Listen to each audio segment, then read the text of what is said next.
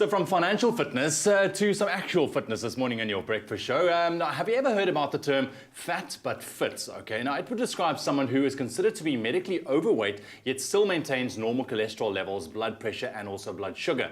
Now it's long been thought that if these health indicators are normal, you're still considered to be healthy. Well, according to a study published 2 days ago by the European Heart Journal, this might not be the case. And this morning we are joined by registered dietitian Gabriel Eckstein to unpack it for us a little bit. Gabriel, lovely to see you again, man. Nice to see welcome you. back, welcome back. Thank you very much. Interesting kind of conversation here. The term fat but fit.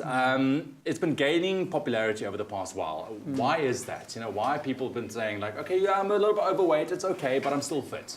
Yeah, it's a concept, as you say, it's been around for a while, and it basically means some people magically are overweight, but it doesn't affect their health. So it's kind of a nice concept. If it is true, it's a nice thing to kind of, clutch onto. I think there's two reasons why it's still around. Firstly is, obesity we know is bad for you. So that doesn't make headlines. If we hear obesity is not bad for you, then that's good headlines. And also a lot of people are overweight in South Africa, more than 50%.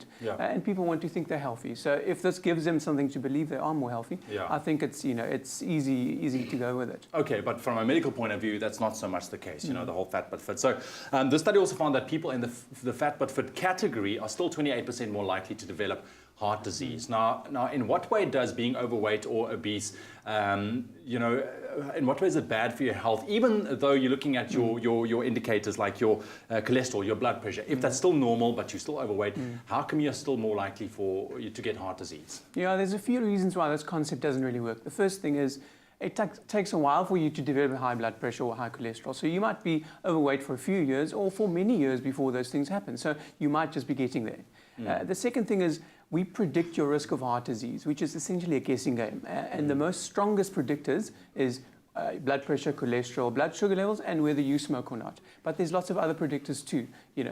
Things like stress levels, pollution levels, all these things conspire together. So, we just look at a kind of a snapshot of it. And just to give you an idea, if your blood pressure is high, most people that develop heart disease don't actually have high blood pressure. So it just tells us a piece of the puzzle. And so does obesity. So we have to look at it in perspective. Yeah, there's so much at play when it comes to this. You can't just single it out. The more we know, the more accurate we can predict. So, and obesity helps us to do that. Okay, so I mean, once again, a very, very interesting subject. Just to close off, what would your advice be to some of our viewers maybe who fall into that category of being a little bit overweight, but still they consider themselves fit?